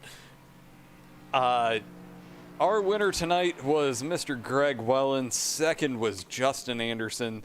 3rd, Kevin Pearson. 4th, Chris Bassini. 5th, Steve Gottschalk. 6th, Joshua Hanner. 7th, Adam Wood. Brandon Bernhardt was in 8th. William Klingbill in 9th. Joe Dinsmore 10th. Andrew Burgess 11th. Kevin Haas in 12th. Justin Rodden 13th. And 14th was Tony Pandon. In 15th, we had Don Warnke. 16th, Johnny Downey. 17th, Sean Carmody. 18th, John Gordon. 19th, Blake Zeedy. 20th, Jason Swan. 21st, Ed Springer. 22nd, Ross Gage. 23rd, Brian McFerrin. 24th, Tim St. Jean. 25th, Derek Schilling. 26th, Marshall Hall. 27th, Mike Burgess. And in 28th, Randy Pepper. All right, let's go ahead and bring in our winner once again, Mr. Brian McFerrin. Greg Welland. Oh, Greg Welland. Whoops, wrong one. I was looking at him and yeah, right person. Hey, Greg, this is Josh and Carl in the booth. You got a copy? Hello, gentlemen. I got you. Sorry, I accidentally brought up Brian the first time around because he was right above you, and let's just say I'm not all here today. He's a perfectly nice guy. It's good. I'm sure it was enjoyable. He's one of my favorite people to run around. Unfortunately, I end up running around him way more than I want to, and running into him way more than I should. I think the running into him might be a problem, but the rest of it, that's not bad. So I got to ask you, Greg. I mean, we've seen you, continue to put together great finishes. I think this is your 4th win on the season, if I'm not mistaken. But the big thing I want to talk about is pit strategy. We saw, some guys like Chris Passini, Josh Hanner, who were pitting early in the cycles. You and your teammates seem to go later, especially you. I mean, I think you went the latest even out of all your teammates that last cycle. I guess you and Joe Dinsmore went at the same time. What was the strategy around pitting for you guys? We just didn't trust for a yellow enough to come out, honestly. That was part of it. Was we thought, man, these guys are going to wreck. Someone's going to do it. And then on top of that, like, fresh tires made a difference. Like, you saw, I was able to chase Justin down with 2-lap fresher tires. I just couldn't do anything with them when I got there on the second run. Well, and yeah, it was. Go ahead, Josh. I was going to say, Chris Passini was always way earlier than you, and every time you tracked him down like it was absolutely no problem. Yeah, I mean, that's what I mean by fresh tires were a bigger deal. I'm trying to say this without sounding arrogant, but I'm really good at Michigan. I've been this way since the original NASCAR racing. Justin actually surprised me. Like, I didn't think I was going to beat him, but yeah, I mean, as long as I've got fresher tires, I have no lack of confidence. I can't get back past anybody. You're allowed to be a little arrogant. Your finish says that you're allowed to. That's nice. I still don't want to be completely that guy. It's fine. Especially considering we're going to make sure that Justin knows that you were faster than him, and you thought it too. Even though that's not at all what you said. Yeah, it's going to go real well. It's going to be a little icy back in the chat. Yeah, I would never do that to you. We enjoy talking to you too much, and I want you to keep talking to us. Well, till we get to the flat tracks, I'll be up here with you. So yeah, I'm looking here. That is your 4th win on the season. We are going into the chase. Which, as far as I know, unless something's changed, you won't be eligible for that due to getting into the series a little bit later. But with you going to the chase, points, advancing the rounds, and all that don't really matter. I mean, are you just basically going to try to win as much as you can? Well, once we get to the playoffs, yes, I want to win. But, I mean, that's my teammates, man. So whoever's up for it, most likely Justin, at a certain point, it's my job to work with them and help them accomplish the goal. Because if it was reversed, I'd hope they'd do that with me. Well, you're certainly going to have a lot of teammates in chase playoffs. I mean, we've got, Justin's going to be in there. Joe's going to be in there. Steve Gottschalk's going to be in there. Kevin Pearson, Jason Swan, Adam Wood. There's you're gonna have no shortage of teammates in that group. But heck of a run from you tonight, man. I'm still just blown away again over and over how you were just able to fly past people after you get fresh tires. Yeah, I mean, number one reason why I look so good is all these races have been my absolute best tracks. When we get to some of the other tracks like Dover, yeah, I mean, it's not going to be the same story. Well, I mean, we're going to get to start off with one that's definitely, it's not a flat track, but we get to start off with a plate track. Oh, for God's sakes, I might be a little sick that day. Well, but here's the big thing is, we were kind of curious if there was conversations about the bonus points that are available to people for race wins going into the chase, and even more than that, if you win a race during the chase, you're automatically moving to the next round. Is there any... Should we be expecting Greg Wellen to be pushing a certain person or to to some wins next week? I mean, I will compete. I will compete for a win, but at that point, it's my job to help. I mean, let's say like Justin and I are running 1-2 and he's on the front on the last lap at Daytona. I've got his bumper all the way till off of turn 4, as long as nobody's on the side of me, just because I know he's not going to finish any worse than second at that point. But yeah, I mean, I've got their bumper, but do I push them to a win and not go for it? No, come on. I got to put on a show for you guys. That's exactly what I want to hear. But again, great run from you tonight. I don't want to cut it too short, but we have a not too regular person that we want to talk to. We want to definitely talk to Kevin Pearson, someone that we don't see with podiums too much, but a teammate of yours that had an amazingly strong run tonight.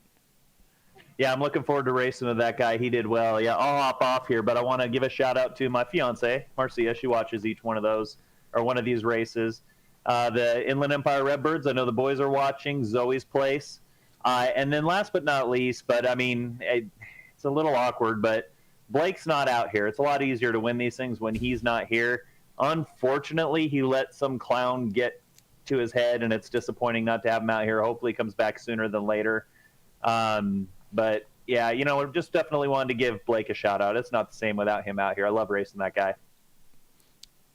We didn't cover that one too much, so that's the first just about everybody's hearing this. But thank you, sir. Great run once again, and hopefully we get to watch you play spoiler throughout the chase. 10-4, guys. Enjoy your evening. Thank you, sir. All right, let's get our next Steel Horse guy in here. Guy that we kind of hate talking to all the time, Mr. Justin Anderson. Hey, Justin, this is Josh and Carl in the booth. You got a copy? I do indeed. How y'all doing? Great. Just don't listen back to the replay. Oh, I'm going to listen back. Don't you worry. I want to hear all the nice things Carl said and all the douchey things you said. Oh, then you just nailed it perfectly. This isn't my first rodeo, guys. Hey, first of all, on the topic of nice things for me to say, Justin, the points have been updated here. I'm looking at them, and I want to congratulate you on your regular season championship. Woo-hoo. You finished 70 points ahead of Blake Gordon. 4 wins on the season. I mean, sounds like you got a lot of momentum heading into the chase. Yeah, so the first, I don't know, third of the season, I don't want to say took it seriously, but I was really focused on the results. And then the middle, like the whole summer session, on like Blake is more talented than I am, and I would just wanted to give a shout out to Blake. Missed him tonight, but Blake has that pure speed that I don't have. So I spent most of the summer running harder than I naturally do to try and get the ability to kind of blast out 20 laps of kind of qualifying. And I did it today. So after the pit stop, Greg came out in front, and I ran really, really hard laps to catch up to him. I couldn't pass him ultimately, but I mean, I'm like sweating. That was the hardest I've run, and I managed to do it, whereas before I would have made some kind of mistake, hit the apron, hit the wall. So it's what I did over the summer impacted my results during the summer season or summer part of the season, but it's paying off now. No, we were kind of hoping that you had a little something for Greg at the end there. It looked like you were trying to set something up and then just kind of backed off a little bit because, I mean, it's your teammate. You don't want to spin him. Well, yeah, I wasn't going to spin him. I tried. So one of the things about Greg is that he is genuinely better at saving tires than I am. But there was like there's a weird air bubble. So he ran me down from, 3 seconds back the run before that. And then he got stuck in that little air bubble and he just couldn't get past me. And then I got stuck in kind of the same thing. I tried running a little bit higher than he did to try and get a run. And I got a run a couple of times, but first off, his tires were a lap newer than mine were, and he's just better at saving them. So because we had run 20 laps, there really wasn't a way I was going to get past him, but I was going to try it, of course.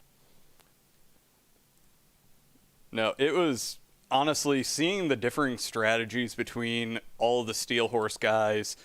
It was very entertaining to see because it gave all the viewers the opportunity to see what a difference even 2 lap fresher of tires made at Michigan. Yeah, so like first off, I want to other than missing Blake, and I want to say hi to him. I was excited to have Piscini back. I was excited to have Hanner back. They were pitting earlier than kind of the Steel Horse guys were, so Chris would pull out to 4 or 5 seconds on us, and then we would kind of slowly run him down as the run went on. That kind of informed when I pitted the last time, because I wanted to pit earlier than I did, but I'm like, I don't want to be in the same situation and have Greg just blow past me. So thankfully, watching it play out in real time did allow me. I think I had to find strategy, just Greg executed better than I did. Well, I don't think it was necessarily execution. We just figured, I know in our team chats we talk about the strategy way too much, but you guys are a little more competitive than we are. And we kind of figured there was a little bit of just, you know what? I still really want to beat this guy, so I'm not going to tell him when I'm pitting. No, I mean, so it depends. Sometimes it depends on circumstance. So, like, I saw Greg. I mean, and I would call out like the lap, the start finish line, like I'm pitting this time by. It wasn't like I was just diving onto pit road without saying anything. I have done that if there's a gap. If there's nobody directly behind me, then sometimes I will just go onto pit road, like kind of on a whim. But no, we talk about strategy. We talk about how long we can go on fuel. What we wanted tonight was a Steel Horse top 10. So we will try and work together to accomplish that. And then, yes, you try and beat each other at the end. Well, and you guys have enough on your team to make it to where you could fill the entire top 10. We did. We had 10 people in the chat, and we're like, well, if all 10 of us finish, then there you go. You guys were darn close, too. Yeah, I was excited. I mean, it was good to have Steve back. Kevin ran up front. That was great. I was glad he had a good run. Greg was dominant again. Again, just missed Blake. But, this was a fun race. We only had 2 cautions, I think. And to finish that close with that many green flag laps, to me, that's a good show. I don't know what it looked like to you guys, but there was a lot of fun from the seat. Oh, this was definitely entertaining because you guys gave us so much strategy conversation to have tonight, and actually getting to watch it play out on track made it to where, while there wasn't the necessarily close racing that makes for good broadcasting, it really gets to get people the knowledge of what's going through the mind of the racer with the decisions that they make. Yeah. Well, I'm glad it was. I mean, like I said, it was fun in the seat. So, like, your mind is working, 5 laps before a stop, and then as you're trying to see how everyone comes out afterwards. So it's like 10 laps of action in your mind, even though on the racetrack it doesn't look like anything's happening. Like, because I'm doing the math. How far ahead of me is Chris Piscini? How far ahead of me was Josh Hanner? How much do I need to catch them to pass them? It was really interesting. Yeah, I should never be trusted to make those kind of on-the-fly math decisions. Is that Carl's job of the two of you? Yes. Yes, it is. I mean, honestly, most of the time we don't make many math decisions anyway. So, and if we do, usually we're not communicating with each other. But oh, so you guys are cutthroat too. I see how it is. Oh, yes. Well, yeah. Carl brought up the TNT race in Atlanta, where I decided to not tell him I was pitting until he'd already passed the entry, and then I dove in. I've done that to Steve a couple of times. I think I've done it to Joe once too. I'll be like, if I'm following them, I'll just slam on the brakes and turn off the road and be like, bye, y'all. Yeah, and I still ended up winning despite the fact my teammate did that to me. So you've actually won a few TNT races this season, which is very impressive, sir. I have watched them all. Carl is in third in overall wins in the AOLL at this point, behind only you and Blake. Well, there you go. To be fair, though, and not any insult to the TNT guys, but I haven't had to race you and Blake very much, so it's been a little bit easier for me. You've had to race Sean and Carl and that jerk who drove backwards across the start-finish line that one time. Yeah, but still. Carl has me on wins right now, and it bothers me more than it should because he is my teammate. Oh, you don't think it kills me that Greg just has the same number of wins I have now, and he's only run like a third of the races? I wasn't going to bring that one up, even though I think he probably has the same number of polls that I have too, which drives me even more crazy. But that's okay. Well, and here's the one thing. At least he's a good guy. Well, and that's exactly it. That's why I'll let Carl have it. Is because you know what, he's fun to run with. Oh yeah, no, I couldn't touch you at any of the intermediates this season, but I will let you know that Greg I did tell him that I was planning on telling you that he thought he was faster than you all night, but He was faster than me. he was worried about you. He was worried that you were going to get past him. I was hopeful that he would be worried and make a mistake, but that's naive. It's kind of like expecting Blake to make a mistake. I saw him at one point. He got right on the yellow line, and I saw a little bit of his door number because the car would rotate off the throttle. I mean, on the throttle in 1 and 2, and I was hopeful he would scrub off just enough speed that I could get to his bumper, and it didn't happen. So that was kind of my one shot. But yeah, hoping that Blake or Greg or Josh Hanner is going to make a mistake is. You have to figure out a way to set up a pass because waiting for a mistake just isn't going to happen. Well, no less. Great run from you tonight, and I just want you to know, if I'm not a douche to you, that means that you're not somebody I consider to be a friend. Correct, and that's why I'm a douche back. And that's why we get along.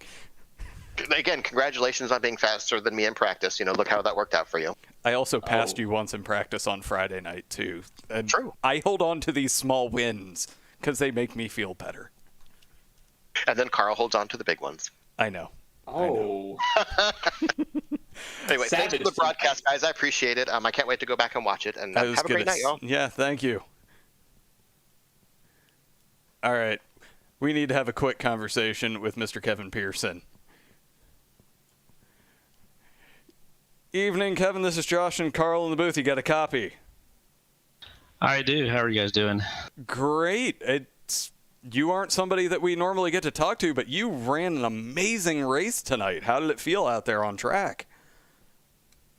It felt really good. It's been a kind of a rough season. I didn't run in several races, just busy with life, and not really putting in as much time practicing as I would have as I did last year.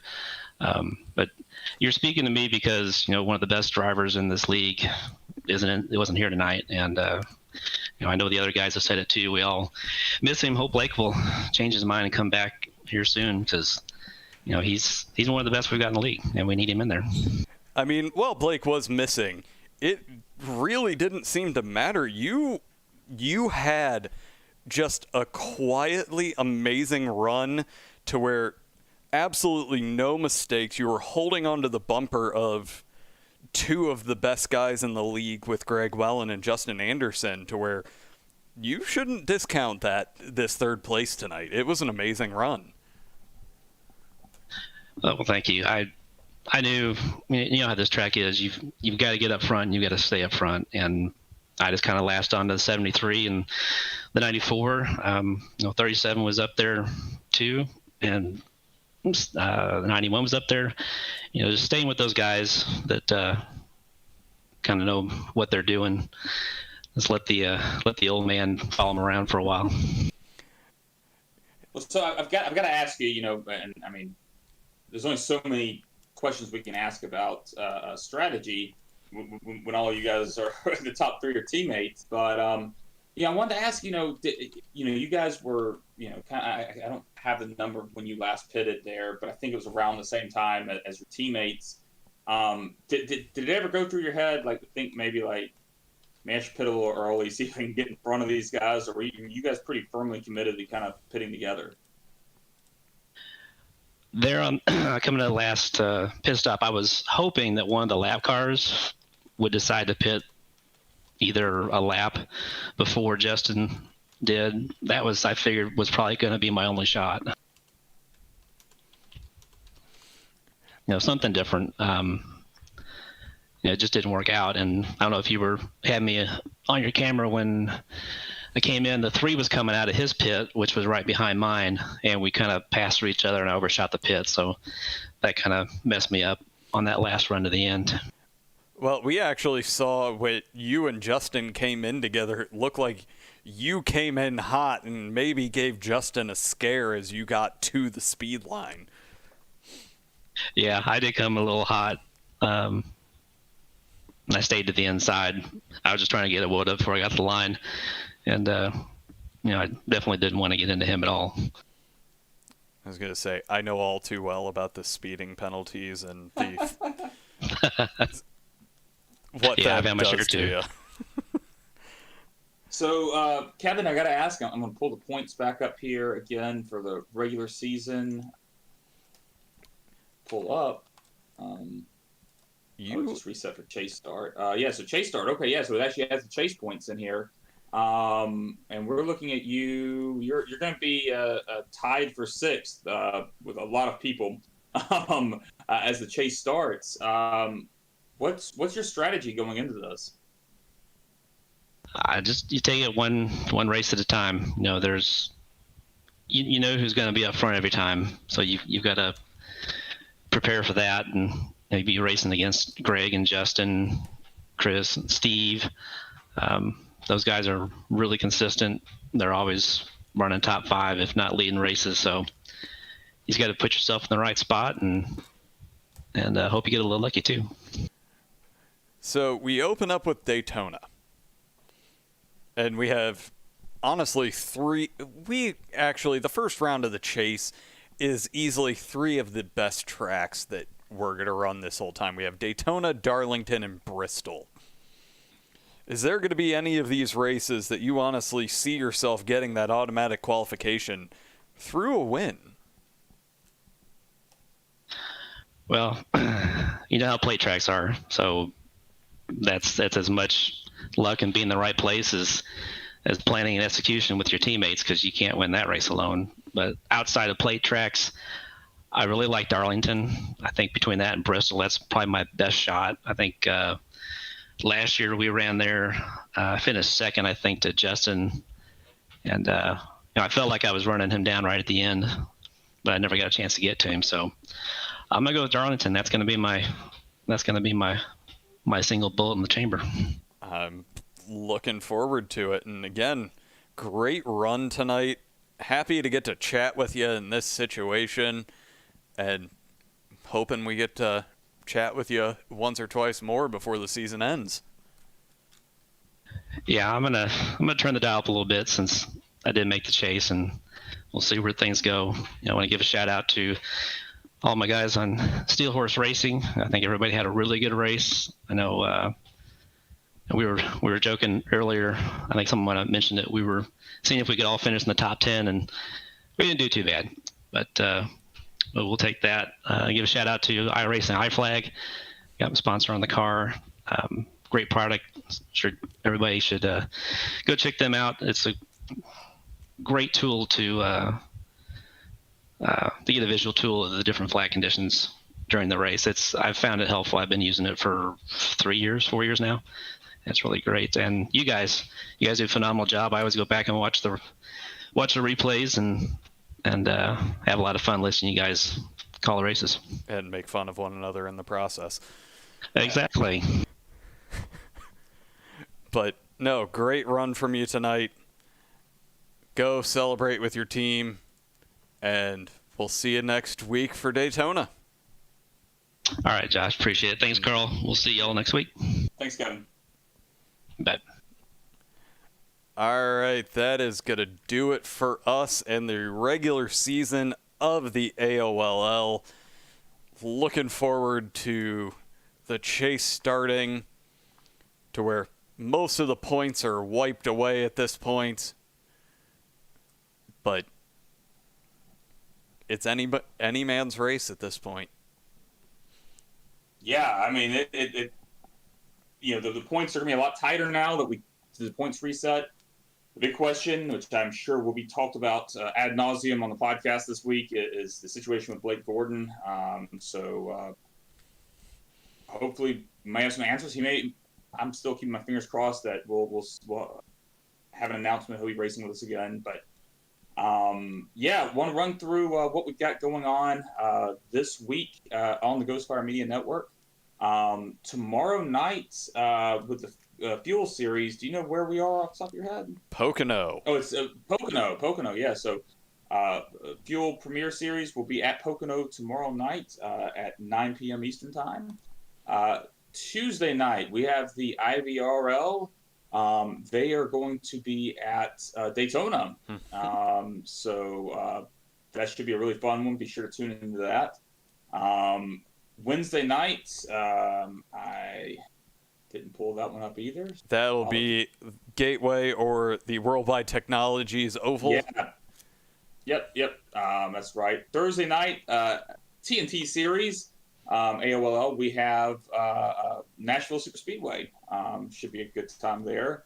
As always, Friday night podcast, and then we'll see you guys here again Sunday night for the AOL Cup Series at Daytona.